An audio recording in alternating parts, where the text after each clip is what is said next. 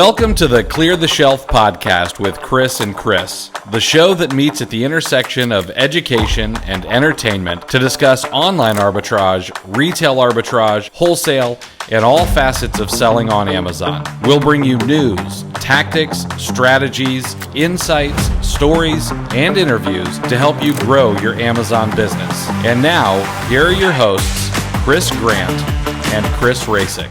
What is going on, everybody, and welcome to this week's episode of Clear the Shelf with Chris and Chris. I hope you guys enjoyed the last episode, and we are back. This one is called Take Action, or maybe the other title is Done is Better Than Perfect. Chris, it's good to see you again. Thanks for hanging out with me again. How's your week been? The week's good. I'm happy to be back. You invited me back. You told me where it was going to be. So that's always a good sign. We're releasing this beginning of the month, which is a little bit bittersweet. We get the same effect with Amazon business, and it's almost like sales jobs too, which are heavy on commission. The first of every month, you always start over at zero. And if you had a good month, it's not necessarily a happy time. If you're having a bad month, the fresh start is welcome. So, but had a great month last month, so I was a little bit sad to see it go. But this topic, just keep going and take action. You got to get right back on it. Yeah, first of the month. So, I think this one's going to be kind of a fun episode. I guess not only because I think it's something that a lot of other people have issues with, but I think that both of us have been fairly honest with, at least with each other, maybe not anybody else, that, this kind of hits close to home, so I think it's going to be a fun episode. Now, I do have to take a little aside first. You've got a wonderful golden glow under those wavy locks of yours. So what's been going on? Well, between episodes, my wife and I celebrated our 10-year anniversary. Oh, that's awesome. Happy anniversary. Thank you. The reward for putting up with me for 10 years, the absolute least I could do was take her down to the beaches at a nice resort. We left your old state of Ohio and went to your new state and hung out on the beaches there, which is relevant to this podcast because the whole trip was largely funded by rewards on my credit cards. My business cards, simply from buying inventory and just kind of churning points. I had enough to fly us down there and stay a few nights at a resort right on the beach. My younger years, I used to tan like a golden god, right? And I'm in my mid 40s, so the respect we had for the sun back then was not quite as strong as the popular opinion now. We'd get pretty crispy back in the day. So I thought I had a plan. I swore I was being smart about it. However, once I got down there, it only took a few hours before that Florida sun flexed its muscles and burnt me to a crisp. My forehead, I don't think I upgraded to quite the HD camera that would show the leathery texture of my forehead, but which is a good thing, But I fried down there. Like it's almost like I've been sitting at a computer for the last 2.5 years or so, and not going outside, which of course that's exactly what I've been doing. So if you're wondering, if you're in that situation where you used to be able to tan, but now you're a little bit pasty, working from home, lean towards preventative measures on the side of the pastiness. Yeah. The most of the time the only sun that I get is from the light that I have here in my office. But when I do go outside, I got to make sure there's a little bit of zinc oxide on this pasty face. Otherwise, I'm in for a world of hurt. And the sun down here, I don't know, it hits different. It's odd. I never got burned like that, spending my summers by the pool in Ohio. Right. And as soon as I came down here, Florida was like, you need to wise up really quick. And you brought something up that I think we're going to end up having to do a whole episode about, and I don't want to take up too much of this episode with it, but the points, being able to use the points that you create on your credit cards from this business, or whatever business you might be in, you can do the same thing, maybe not quite at the scale that those with an inventory based business can do, just because of how quickly you turn over inventory and are able to pay down cards and use them over and over again. But it's a powerful thing. My wife and I actually sat down earlier today, and we laid all the credit cards out on the table, and we were like, okay, which ones do we need to start using a little bit more, and which ones should we hold off on because these points aren't as good as these points. And we came up with I think should be a pretty good plan. Our goal is to be able to maybe go to Europe in a year or 2 years and use most of it on points, because I don't want to be in the cattle car section flying over the pond to Europe. But I think that's huge, and it's talked about, but maybe not necessarily talked about as in depth as it should be, because it can be powerful. Whether you want to, get cash back to increase the margins in your business, or if you want to take some absolutely sick vacations.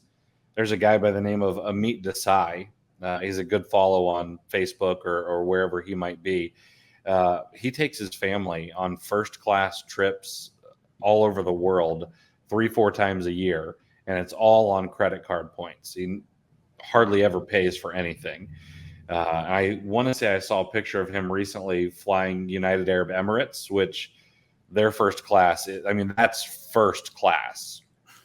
Yeah. But we may have to get someone on here a little bit smarter than us with credit card points to kind of teach us the ways. Yeah, there are multiple layers to it. You can stack it. Yeah, it'd be worth talking about. We'll have to pencil that in. And when we do, remind me to. I just read about a new airline with super cheap flights between the U.S. and Europe. They fly through Iceland. Interesting. But like we're talking $199 one way. And they don't make you like hold on to a wing or anything? They do not. They, in fact, they're very forthcoming. Real honest about the fact that ultimately you don't want to be on an airline. Mm-hmm. the marketing that shows luxury and enjoying the flight is a bit much. Nobody really wants to be on the flight. So, but they're supposed to have plenty of leg room, and I forget what the other measurements they had for the space that each passenger has. But it was supposed to be fair. They said, we're cheap, and we'll try to keep you comfortable, and that's about it. Interesting. Yeah, I'd love to read more about their story. All right, well, let's stop procrastinating and let's go ahead and dive into tonight's topic, which is all about procrastinating, taking action, and I know that when we kind of put the notes together for this, Chris put out there that maybe this sounds like a topic that is really for novices and beginners. I think he agrees with me, but I don't think so. I think that not taking action or procrastinating for reason, whatever, the list can be very, very long, happens to everybody at every stage of their business. And there's a lot of reasons why, and we'll discuss some of those tonight. I found one that I was actually reading someone's master's thesis from Wharton Business School, and it was about reasons that entrepreneurs procrastinate. And it was titled Entrepreneurial Procrastination, which is a mouthful. And there were some really interesting insights that this person came away with. And one of them, I think that a lot of people may not realize that may be a fear that's in their head. And we'll get to that. So, I know that I still procrastinate, and oftentimes for me, it's one of many things. One, it can still be fear of failure. I don't think that ever goes away. And it can also be maybe you have too many options on the table, which happens on occasion. And there's also analysis paralysis, which I think we could dive deep on. Um, I guess, Chris, I want to get your thoughts. What are some things that have made you procrastinate, not take action, maybe not get started, or take longer to get started than you thought was really necessary? I think for me, mostly it's a combination of the fear of failure. Mm-hmm. However, that on the other side of that is the comfort zone that I'm in. It's to start something new and actually, whether you're expanding on an existing business or jumping into a new business, you definitely have to go out of your comfort zone. It's new territory, it's unfamiliar territory, and that can be a bit scary. I Mm-hmm. know the trick that I do, and I'm actually very good at fooling myself doing this, is I will research. I will over research something, and I will constantly look up articles, and maybe just one more article will make me feel comfortable. You're looking for this moving target of comfort that doesn't exist, and at some point in time, you need to just stop and say, let me just jump in. I it's so much. And then once you do finally jump in, of course, you're sitting there saying, why did it take me so long? But that's one thing I do is I over research, and Mm-hmm. I watch, just one more video, one more book, one more article, um, and it's all looking for more comfort. Mm-hmm. So it's I fear of going out of my comfort zone, starting a new project. Before we get into the fear of failure, I want to talk about that comfort zone a little bit. And I think you may have put some notes together in our doc about it, but uh, I know that you and I both love James Altucher, Mhm. incredible author, great podcast actually, and just an interesting guy. Actually, probably one of the five people I'd really love to like have dinner with. One of the five living people I'd love to have dinner with. I think he's weird, but just on this side of weird to be really fascinating and not like scary. You know, Yeah, and make it uh, an 8-course meal, because who knows the amount of exactly. topics that he's going to cover. Oh yeah, and his whole thing in the book "Skip the Line" about being comfortable with not knowing, I think is incredibly important. Uh, yeah, and I've seen this. I've seen this with people who come through, our course. I've seen this with, people I answer questions for in Facebook groups. Like people they want some, I don't know. I guess they want some solid, concrete answers. They want to know, like, okay, if I do step A, then outcome A is going to happen. If I do step B, outcome B is going to happen. And unfortunately, business is kind of like life. In life, we never know when we're going to get hit by a bus. And in business, it's the same thing. We never know when we're going to get hit by the business bus. It can just Right. happen. But if we can, I don't know, trick ourselves to be like, you know what? Yeah, I don't know what's going to happen, but I'm still going to get behind the wheel. Uh, I think you're going to be a lot farther ahead. Um, Yeah, and you know what? Throw it back to the quote that we shared last week on last week's episode from James Clear. About mhm. being flexible enough in the process, to still achieve your goal.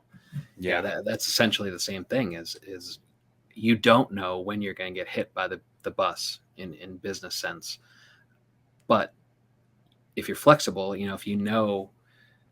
that you can adapt, or you're willing to adapt, and there are going to be roadblocks thrown at you, you just pivot and move on, and keep going in that direction that you're looking for. absolutely. The other thing about the comfort zone is so.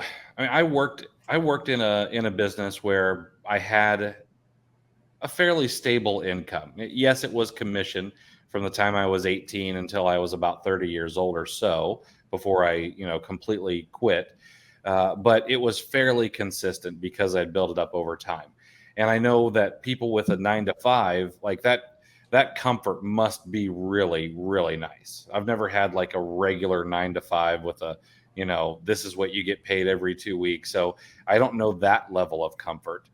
But I almost can't imagine going from that level of comfort to, you know what, I'm going to start this side hustle, and in 6 months or a year or 2 years down the road, like this is going to be my thing. It's not going to be, some soul sucking corporate job. I know not everyone is a soul sucking corporate job, but that's how I see it in my nightmares.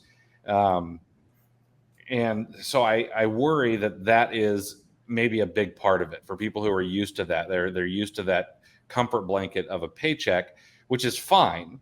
But if that's not what you want, I think that you've got to do something to move past that. And I was listening to a guy by the name of Alex Hormozy recently, and he brought up, yeah, he's awesome. He brought up a point that I think is really powerful when you think about comfort zones. And a lot of people who get into Amazon or any other kind of online business, or make money from home business, it seems like a lot of people are looking for that shortcut to get out of their corporate job and into being self-employed or an actual business owner. And they're like, you know what, in 6 months I better be there, or this is a scam, or this doesn't work. And he was explaining that we really need to start thinking about decades, not days. Because the longer we can envision ourselves doing the work, doing the, embracing the suck and putting in the labor and things like that, the more likely we are to be successful. Because no real business is going to make you a millionaire in 4, 6 months, a year. It's something you've really got to put in the time for. And so I think that if we could get people to come into Amazon or whatever business and start thinking about it a little bit differently, think about it like you want to be Coca-Cola. You don't want to be, I don't know, I'm trying to think of a startup that, you don't want to be, with that one lady who had the testing business. Theranos. Theranos. Yeah, you don't want to be Theranos. You want to be Coca-Cola. You want to be in this for, 10, 20, 30 years, and think on those kind of timelines. Because if you can continue to do the work that long, as long as you're doing it well, you should be successful, because the roadmap is there. Not only in the Amazon business, but in most businesses, the roadmap is there for success. So, yeah, and there's two sides to that coin of, the security of the 9 to 5 versus, a job like commission. Because I actually weaved in and out of both of those a couple times. I spent 10 years as a loan officer, and that was commission only, 100% commission. And basically, if I wasn't closing a loan, I wasn't eating. And not that I wasn't that great of a loan officer, but I didn't quite have the same drive back then as I do now. But so the 10 years, towards the end of that 10-year period where I was a loan officer, the foreclosure crisis hit. Yeah. And that was a scenario where the loans were going bad all over the place. Default rates were skyrocketing. So what happened at that time was that underwriting guidelines got tighter. So now less of the loans that came across your desk or came across your phone lines were getting approved. So it created a scenario where I was working 3 and 4 times as hard just to make the same money. And you'll resent that. You'll start to resent that real quick. So I moved from the commission job to a W-2 regular wage job, and spent quite a long time doing that. And at first the security of the regular paycheck was great, but I don't know if it's my entrepreneurial spirit or whatnot, but the original draw with the loan officer job, and the same thing with Amazon, 10, 15 years later, was the potential for unlimited income. You can grow this as big as you want to. And same thing with the loan officer job or any commission job, your income truly is unlimited. So that's the two sides of the coin. Maybe one side is a little more tempting for the dreamers and people who see great things in their future or want great things. Um, and then there are people who just want to be worker bee and cash their check and be safe and secure. Yeah, and there's nothing wrong with that. I don't want anyone to get the idea that, we're looking down our noses at those folks, because Mm-mm. that's what some people need, and that's okay. Sure. It's just not for everybody. Now, let's talk a little bit about the fear of failure. Uh, I know that this is actually something that I still struggle with. I mean, we're launching a new podcast, and before we got started doing this, I still have, like, are we totally going to bomb on this? People are going to absolutely hate it. Yeah, absolutely. But I had to overcome that, to say yes to doing this, and I had to overcome the fear of failure in, becoming an insurance agent, and deciding to do Amazon, and deciding to, put content out on the internet for strangers to see, or my family to see. And the fear of failure, the power behind that is so strong. I know, and this isn't for everybody, but I think this for a lot of people is there are a lot of folks who might be rooting for you to fail, and even folks in your own family. You go to Thanksgiving dinner, and Uncle Johnny will be like, "Hey, you still doing that internet thing?" And they love, Uncle Johnny would love, after 3 or 4 beers, to make fun of you for having to quit that internet thingamajig that you were doing, and failing at it. And of course, your friends might feel the same way too. They might be happy that you failed, because, oh well, now your weekends are back, and you can come and hit a round of golf balls, or you can hit the bar on a Friday night instead of staying at home and working. So the social pressure is there for you to fail, and then it's a blow to your ego if you do fail. Sure. You know, I have just straight up failed at things. There have been things that I've tried to do that just did not work out, and you got to close the box on that and let it go, and move on to the next thing. And I guess, I don't know, that fear is there for me, but not as strongly as I've seen it in other people. I I tend to get over failure pretty quickly, and maybe that's just because I love history, and and maybe it's kind of the fact, I don't know, it's sort of woven into the fabric of America that, okay, well, if you fail, you get to start over. That's kind of what we do here. It's kind of why bankruptcy was invented. Is okay, well, you file bankruptcy and you get to start over again. And if you look back through history at people like Nikola Tesla and Thomas Edison and Henry Ford and the Wright brothers, and so on and so forth, you see that they, in spite of their tens or hundreds of failures, they kept going. And finally, we had the light bulb moment, and we had the phonograph moment, and we had, the telephone, and all of those things, that had those guys allowed the fear of failure to overtake them, we would not have, or at least we would not have had as quickly as we did. So I guess my question for you is, how did you overcome your fear of failure, your fear of, going to the Thanksgiving table and having to tell Uncle Johnny that, you did quit your internet thingamajig? I was fed up. It was a combination of the research that I had done. I started doing it part-time, which I think is a good method for certain people if they're a little bit worried about going all in. At least because it seems like with any venture, there's a certain set of mistakes that you're simply going to make, and you have to get through.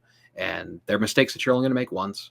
And maybe the set of mistakes is different for each person, but yeah, you just got to get your reps in. And once you get a certain amount of reps, it becomes like second nature, and I didn't even realize it until I started training people to help me. And I didn't realize how often I was saying something that I thought was second nature, but turned out to be Greek to somebody I was training. Mm-hmm. Yeah. And what it does, and I know I was talking to a family member of mine and just chatting normally. And at one point in time, the conversation stopped, and she said, "Wow, you've really done a lot of research on this." And I wasn't saying anything to display knowledge. I wasn't trying to sound smart. I was just talking. And I said, "Well, yeah, I guess I have." Um, so I had a little bit of experience, doing it part time, um, because there's you're minimizing the risk. You're only buying a little bit of inventory, but I can kind of get the feel for things. But it didn't take long before the combination of my excitement for this, coupled with my frustrations with my, the soul sucking job that I did have, and my job was sucking my soul, um, to just make the plunge. And it was just wanting to finally get started, take my time back.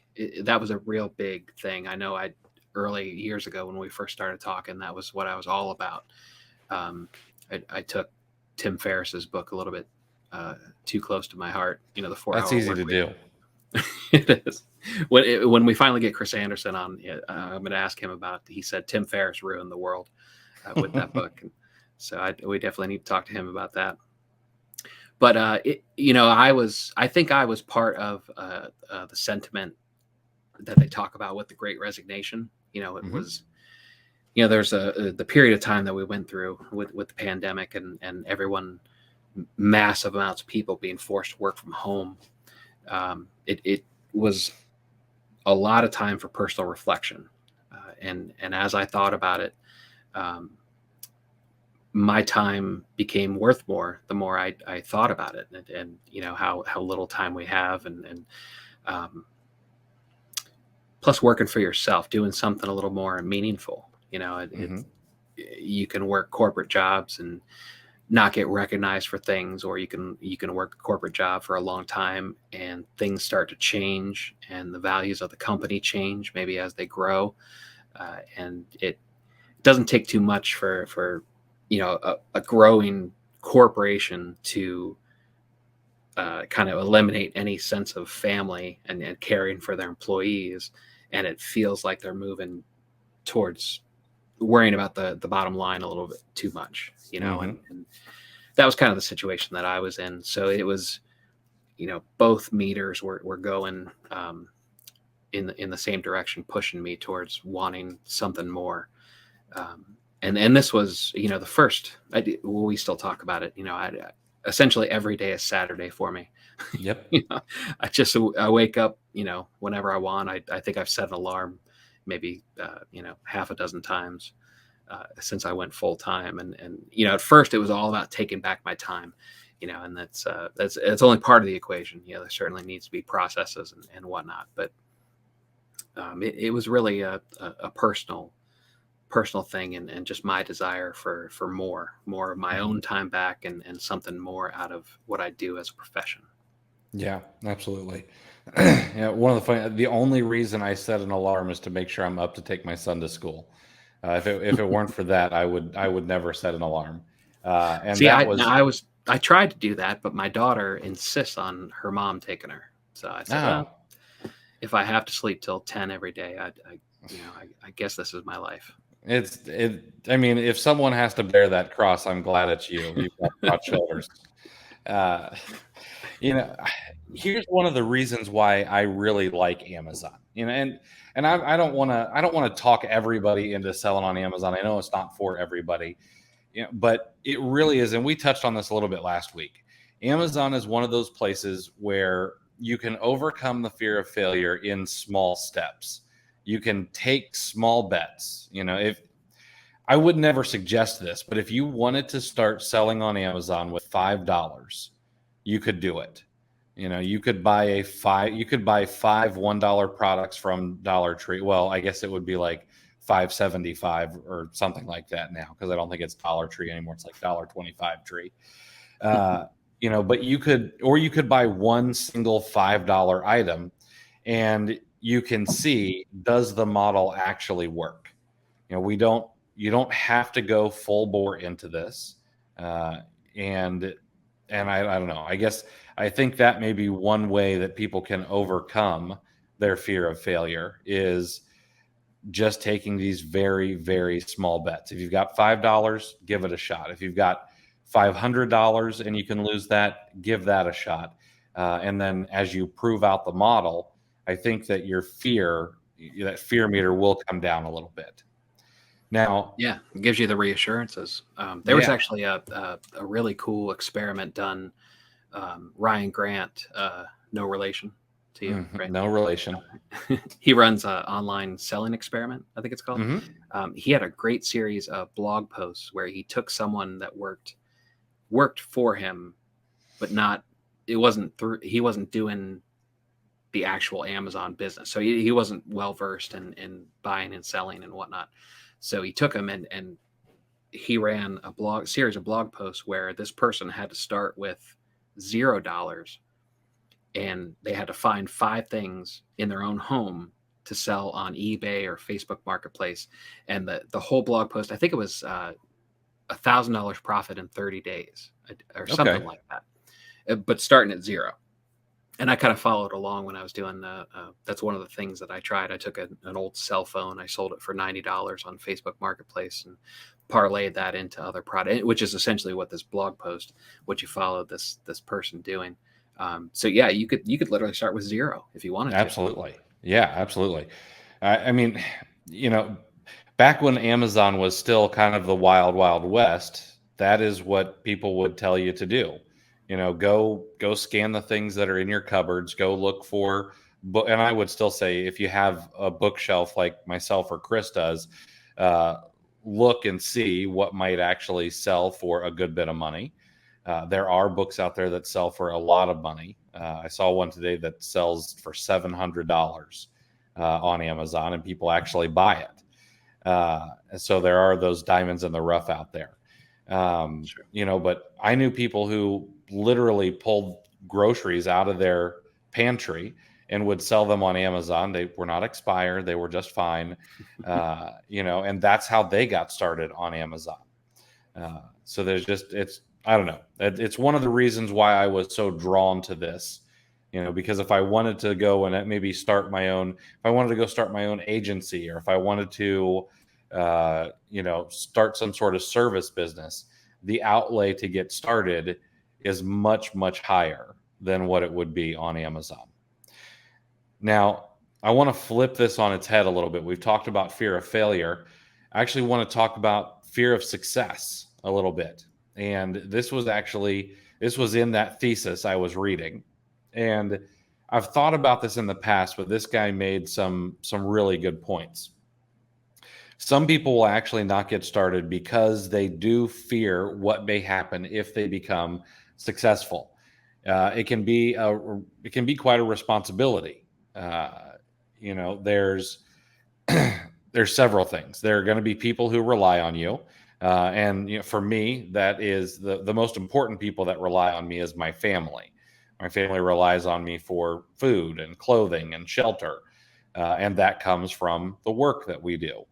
But we've also got people who work for us. We have one employee. We're gonna have an in-person intern this summer, and those people rely on that money. So if I were to get smacked by that proverbial business bus, it would not just be my family who's hurting, who would hurt a little bit less when they get the life insurance settlement. Uh, but it's also those other people, and they are relying on that money. And then if you want to take it out a step further, their families are relying on them to make that money. And so there's this whole trickle down effect of a little bit or a lot of success where you need to bear the responsibility of being responsible for, all these people or things that you do. And so I don't know if that's as big of a fear of people when they want to get started in any business, but I think that that's certainly something that may nag a few people or always be in the back of their mind. Can I handle a business that is producing a legitimate amount of income? And can I plan for can I have contingency plans in place if something goes wrong? Has that ever crossed your mind, or what have you thought about that? Absolutely. I think about it all the time. There's a relentlessness to this type of business.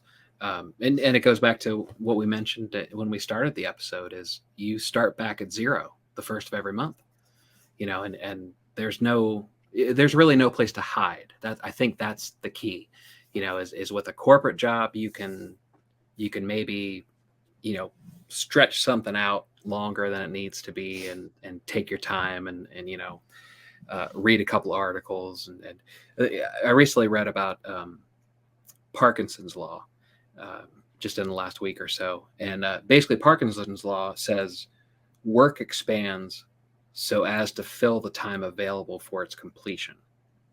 Okay. And basically, an example of that would be if you give yourself 4 hours to source X dollars, say source $1,000 worth of inventory, it's going to take 4 hours. Mm-hmm. And this is very prevalent in the corporate world. And it used to drive me nuts when I managed the bank.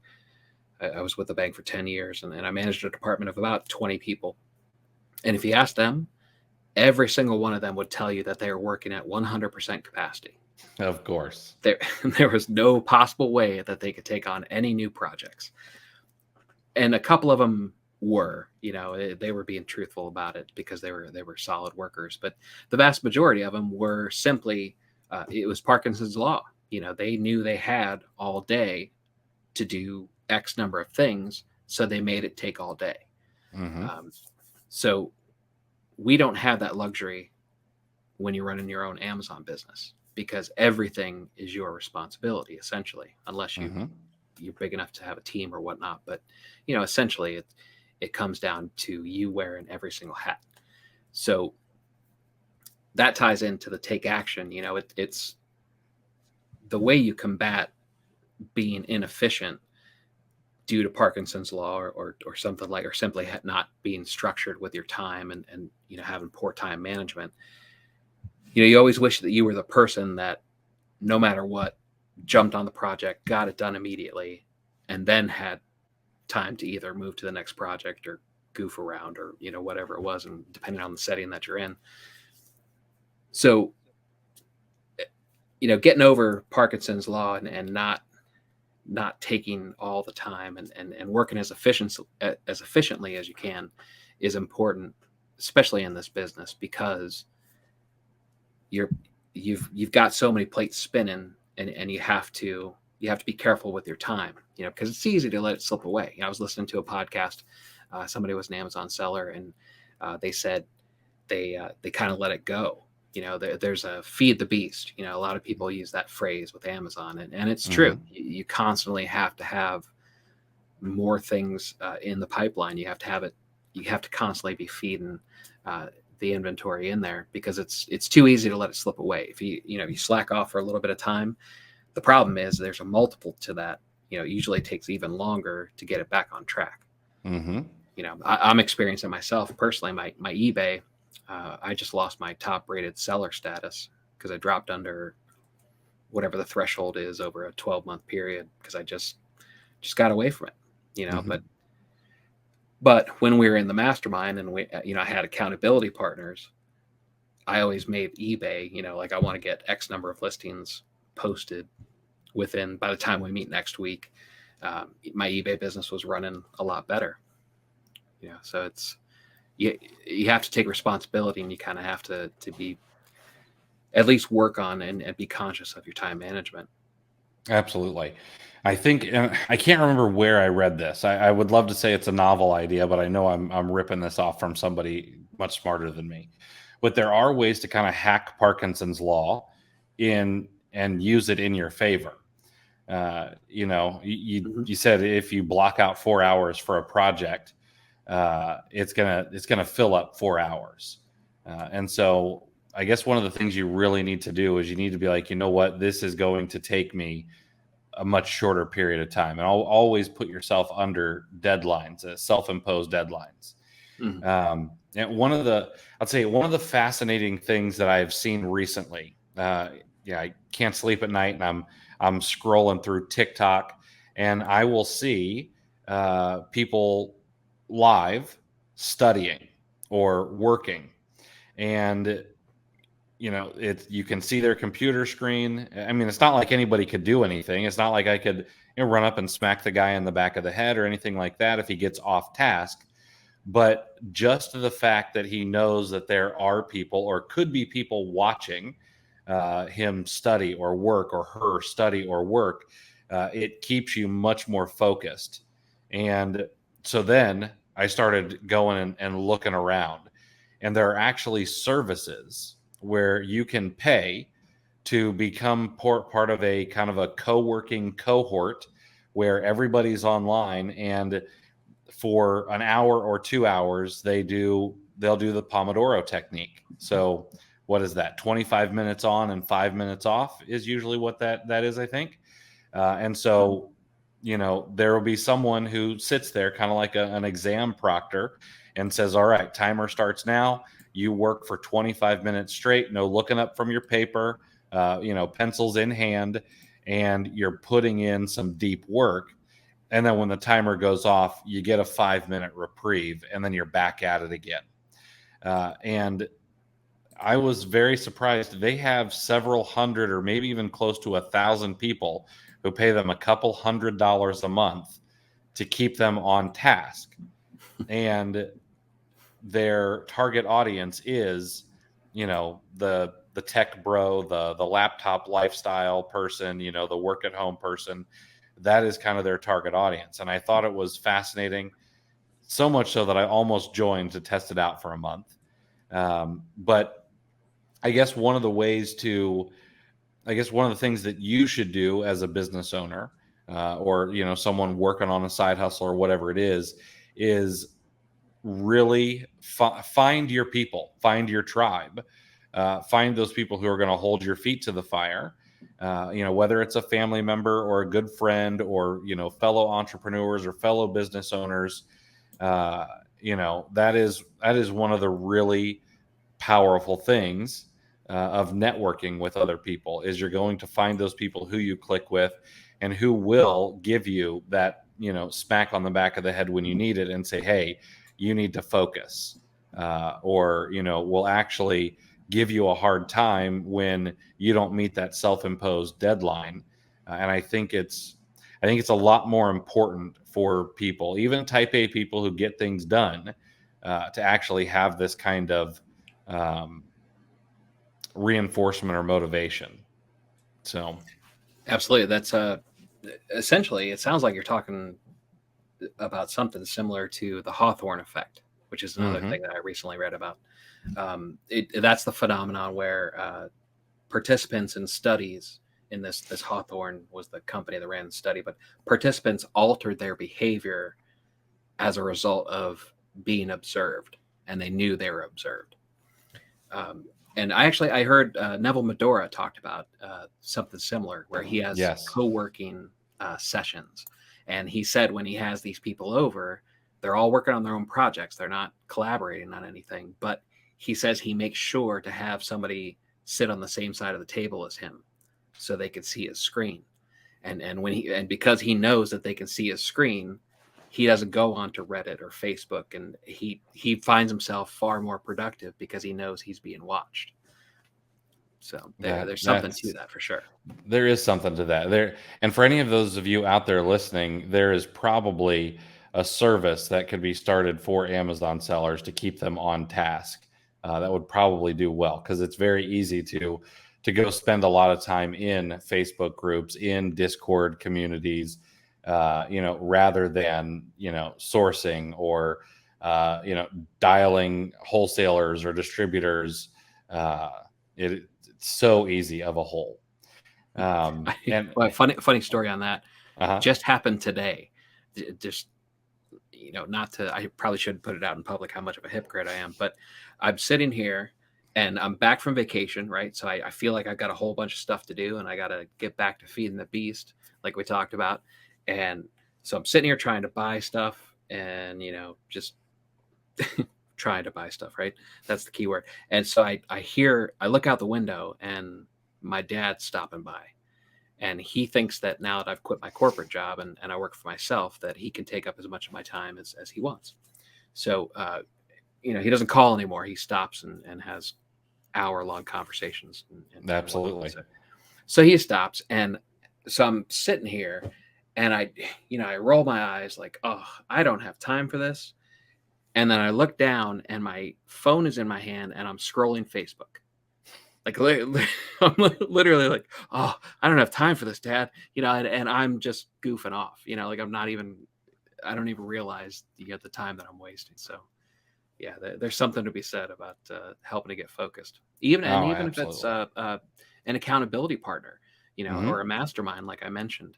I think Amazon sellers are a little bit too private. We're too afraid to, oh, they're going to find my store name and they're going to steal all of my profitable products.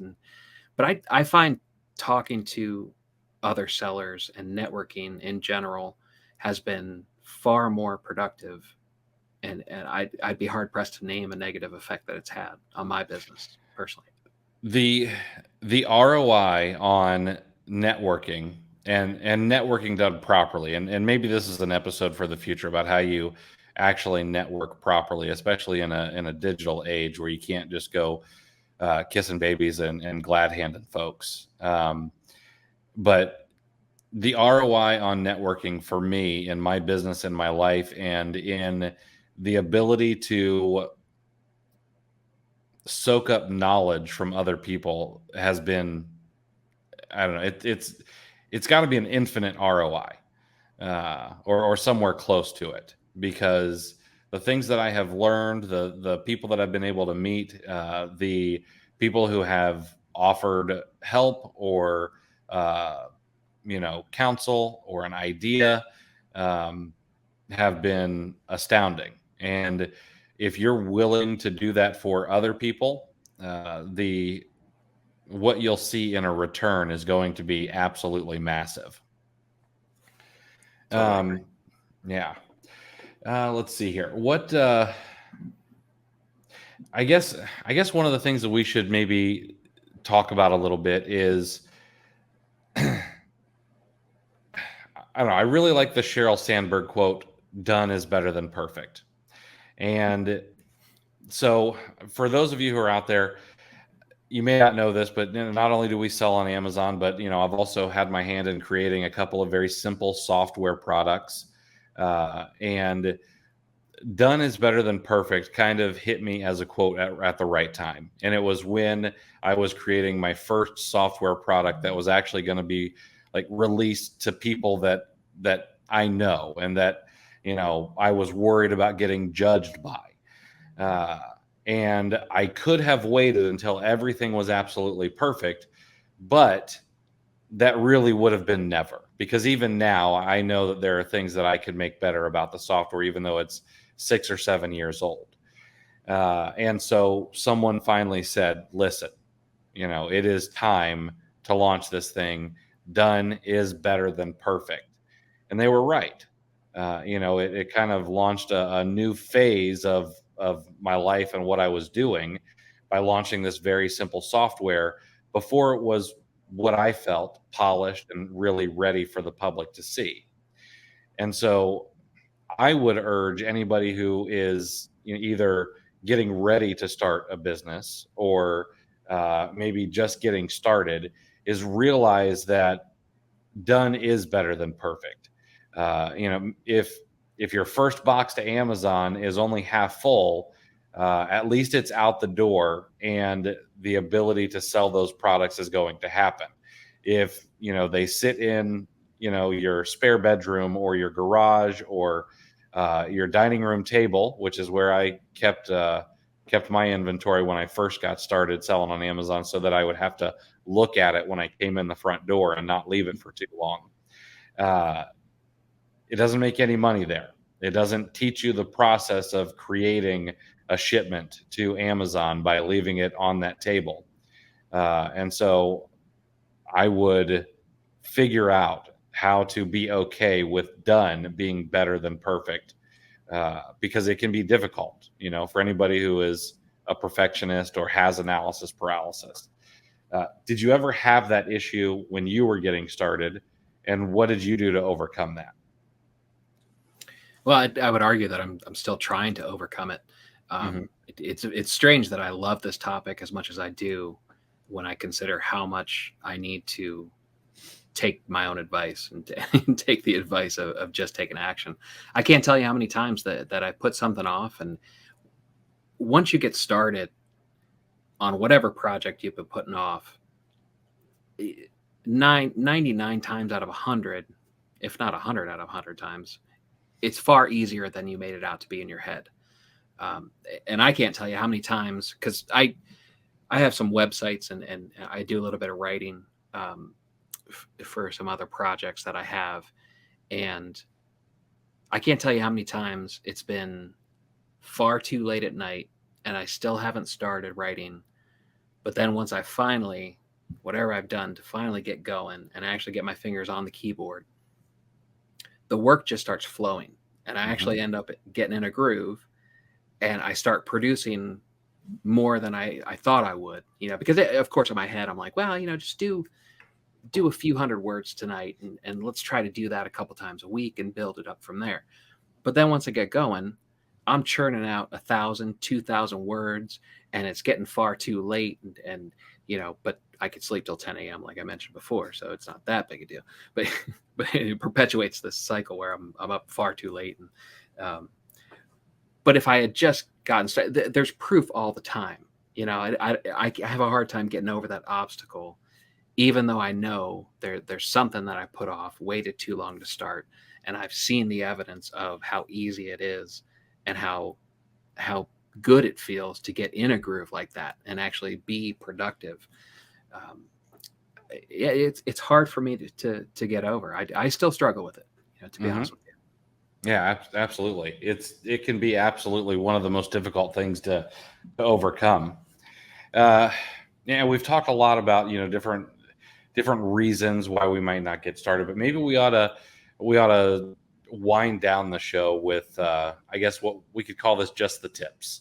And what are some tips that you would give to someone who needs to get over some of these fear of failures, out of their comfort zone, fear of success, all those analysis paralysis, all those things that keep us from taking that step into business, or maybe that next step in our business?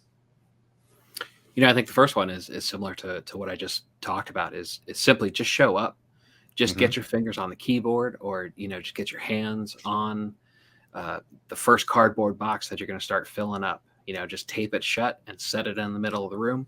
You know, just get started.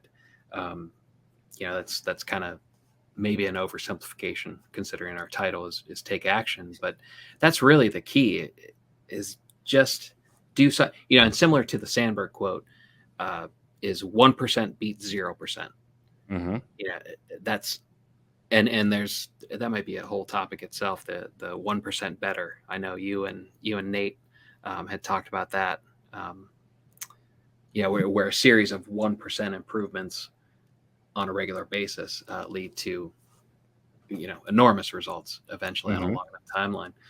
Um, the key is to just force yourself to get started. That truly is the biggest obstacle that I find. So I would say just show up, just force yourself to just do a little something, even if there's a lot of quotes. It's actually there's a group and it's people. A family member of mine deals with a disability, and they share quotes that I actually kind of cross over.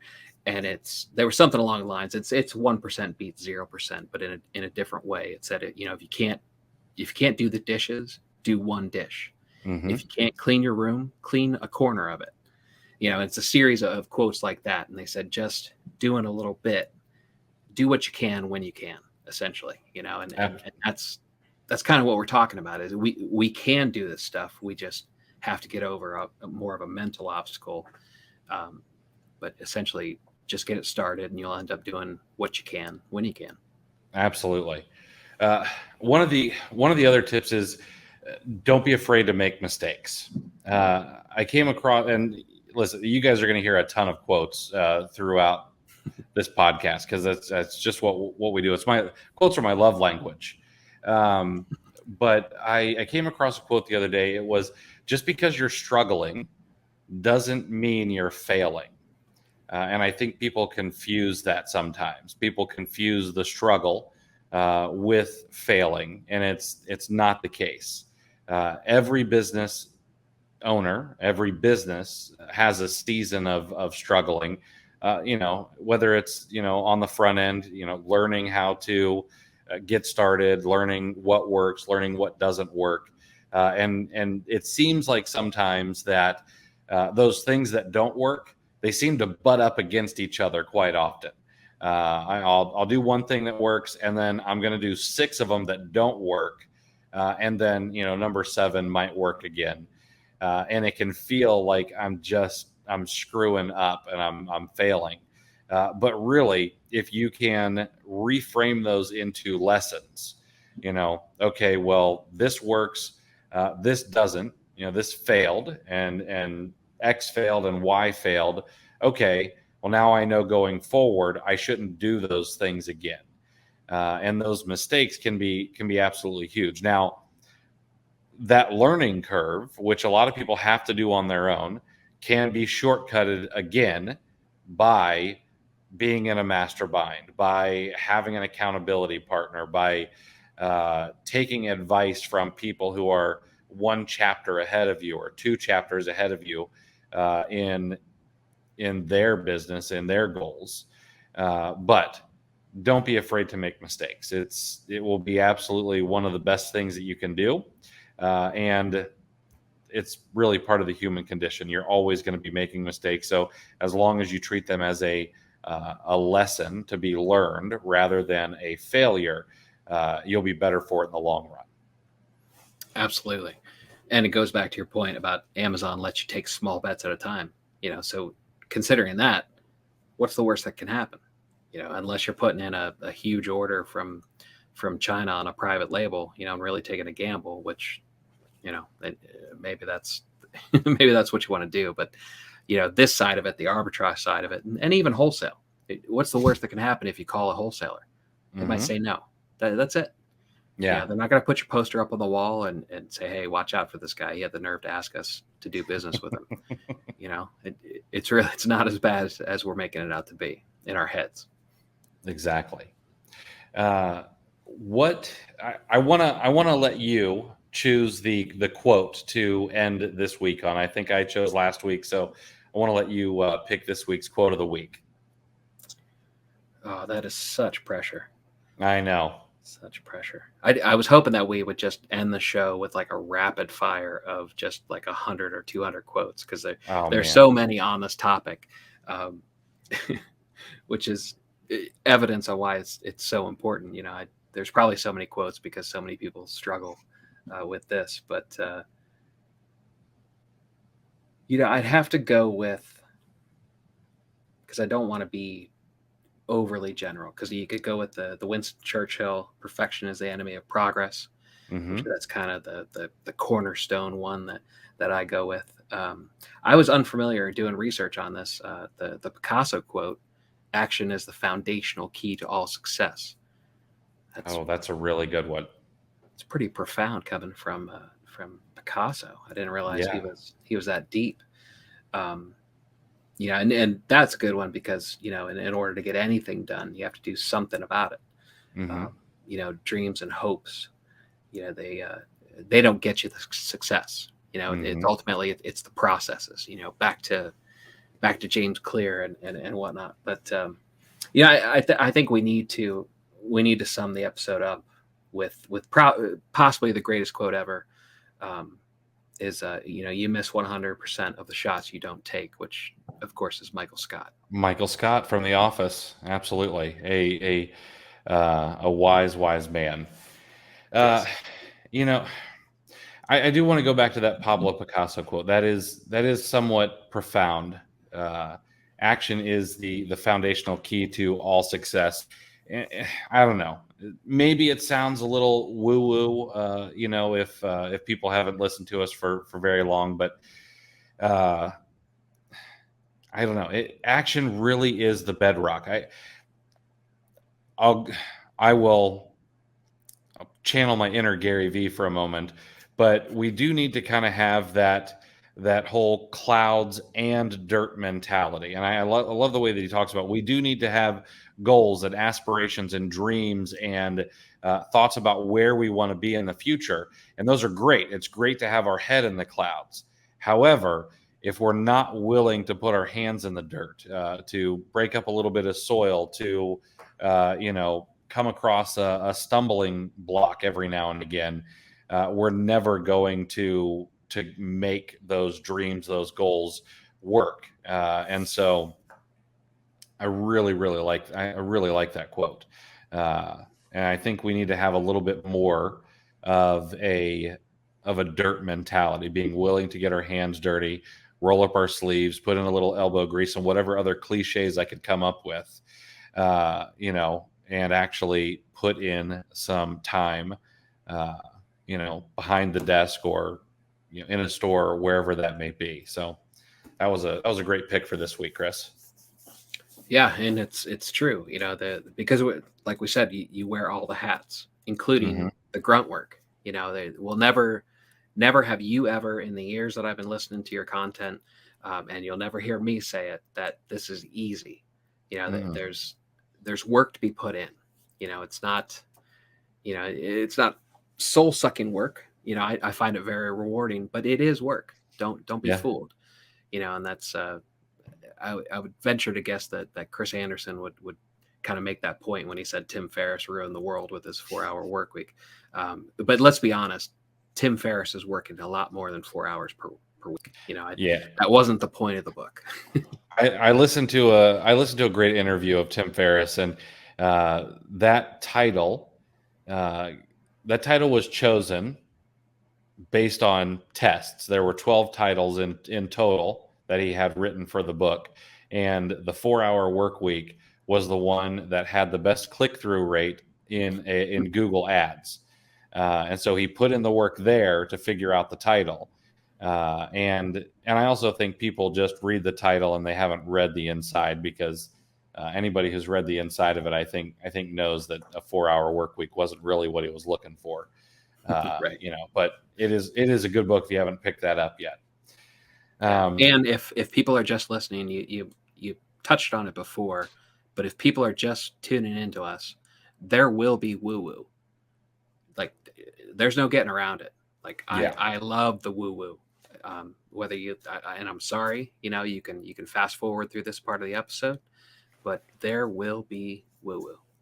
Yeah. But to make a serious point about it, there's these quotes, there's something to take from it.